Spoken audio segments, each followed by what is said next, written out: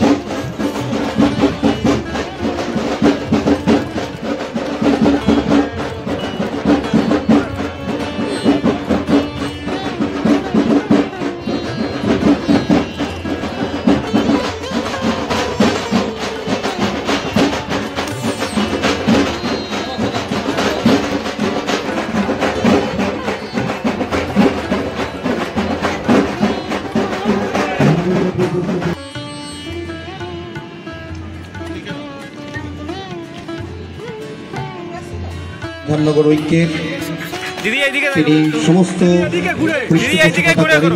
বিধাননগর পৌর নিগমের মেয়র পরিষদ সদস্য তুলসী সিনহা শ্রদ্ধেয় সুজিত বোসকে চারাগাছ দিয়ে স্মারক দিয়ে শুভেচ্ছা জ্ঞাপন সম্মাননা জ্ঞাপন করছেন।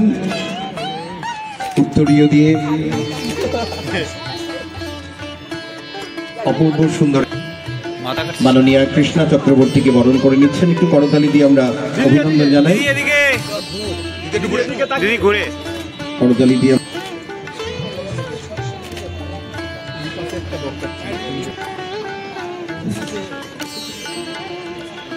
মহানাগরিক কৃষ্ণা চক্রবর্তী, মাননীয় তুলসী সিনহা প্রত্যেকে থাকছেন।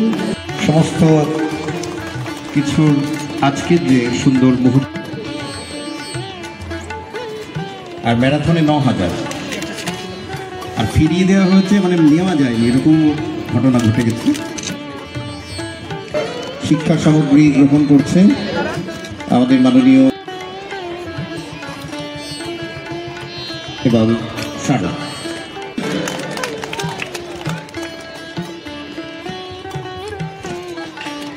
আমরা একটু জোরে করতালি দিয়ে স্বাগত জানাই। ছোট্টরা এসো, চামিলিদি,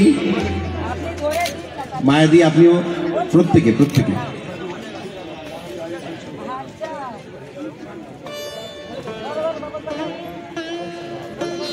দক্ষিণ দমদম পৌরসভার পৌর প্রতিনিধি মায়া মাইতি উপস্থিত হয়েছেন, তাকে আমরা শুভেচ্ছা জানাচ্ছি। ছোটরা চলে এসো।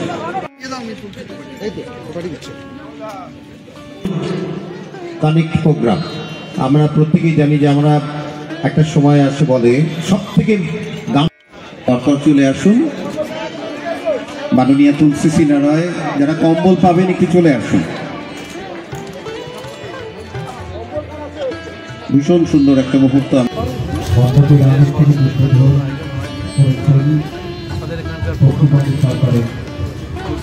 এটা খুব বড় করে প্রত্যেক বছর আমি মেয়র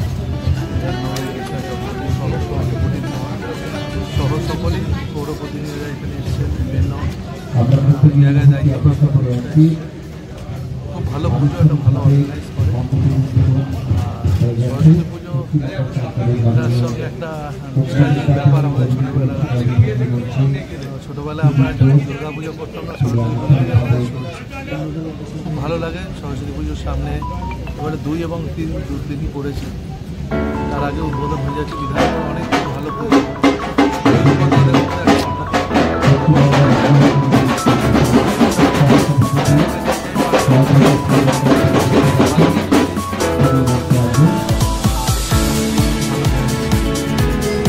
दादा सरस्वती पूजा भी এখন দুর্গা পূজা রকম 5 দিনে হয়ে গেছে।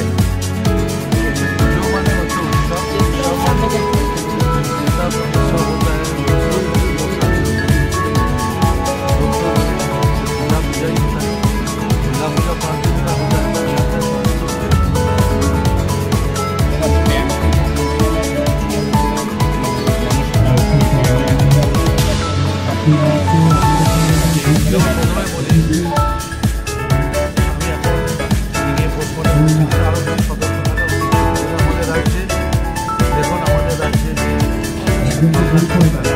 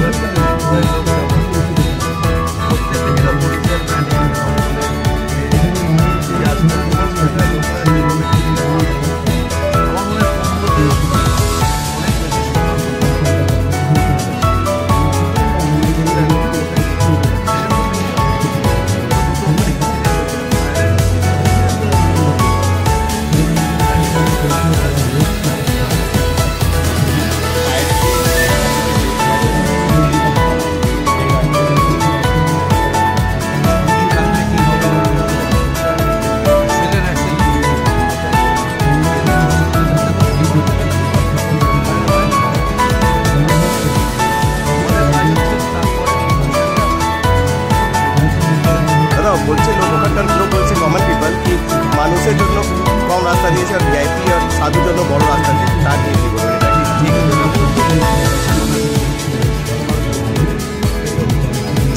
অনেক বই দিতে হয়, সকল খেতে নেই, নানা রকম বিধি। আর সব থেকে কান্না পেতে পরের দিন 108 বার শ্রী শ্রী সরস্বতী নগরে।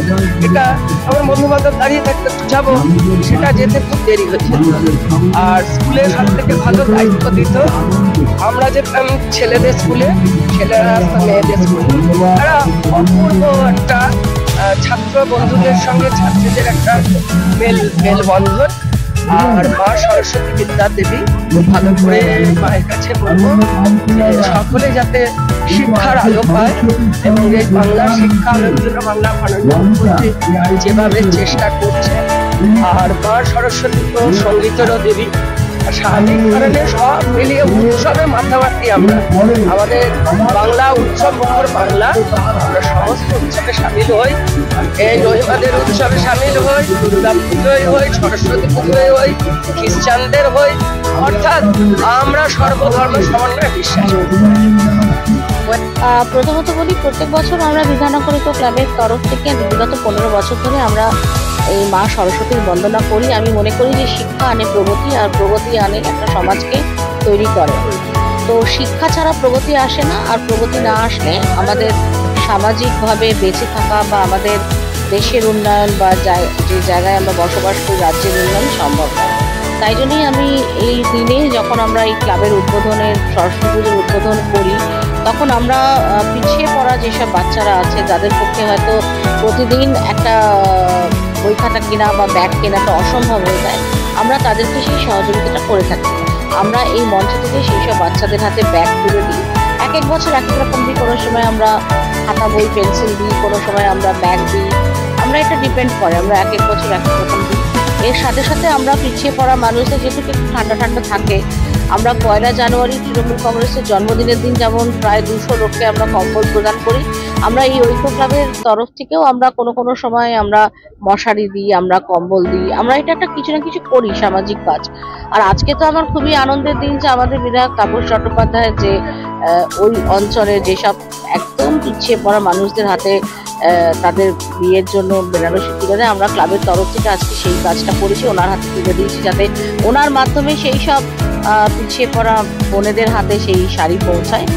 আর তার সাথে সাথে আমি মনে করি যে যেখানে নারী অগ্রসর, মানে নারীর ভূমিকা নিয়ে, উইমেন উইমেন এম্পাওয়ারমেন্ট নিয়ে এত কথা হচ্ছে, এত কিছু লেখা হচ্ছে, আমি নিজে একজন মহিলা হিসেবে মনে করি যে মেয়েদের এই এখন এই সময় মেয়েদের অর্থনৈতিক স্বাধীনতার সাথে সাথে কিন্তু একটা পাওয়ারেরও দরকার আছে।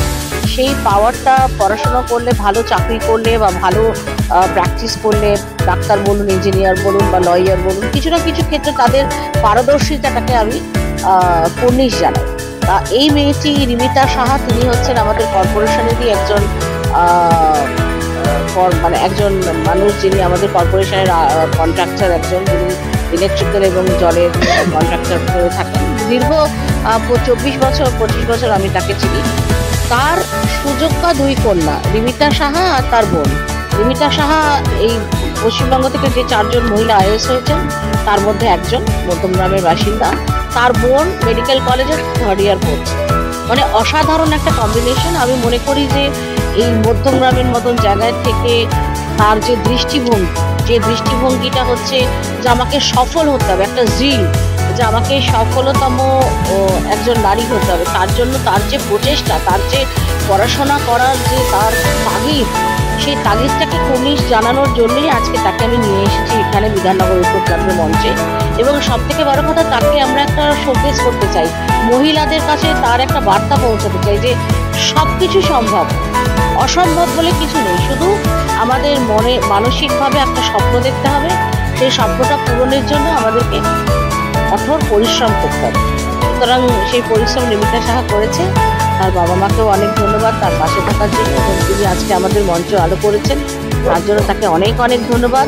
আমরা ভীষণভাবে কৃতজ্ঞতা জানাই মাননীয় মন্ত্রী শ্রী সুদীপ বসু মহাশয়কে। তার ব্যস্ততম শিডিউল থেকে তিনি আজকে এখানে অনেকটা সময় দিয়েছেন, মহানাগরিক পুলিশ জানাই তার সময় দিয়েছেন। এবং সর্বোপরি আমাদের রাজারহাট নিউটনের বিধায়ক আমাদের শ্রী তাপস চট্টোপাধ্যায়, তিনি আমাদের মাঝে এসেছেন, অনেকটা সময় দিয়েছেন। সমস্ত আমার পৌর প্রতিনিধি বোনেরা, ভাইরা যারা এখানে এসেছেন তাদেরকে আমার জানাই। এবং আরও আনন্দ লেগেছে যে আমাদের একদম সদ্য রাজ্যসভায় নির্বাচিত সাংসদ ঋতব্রত বন্দ্যোপাধ্যায় এখানে এসেছেন, খুব ভালো লেগেছে। আজকে সত্যি অনুষ্ঠানটা সার্থক, প্রথমত রিমিতার জন্য, দ্বিতীয়ত সমস্ত গুণীজন ব্যক্তি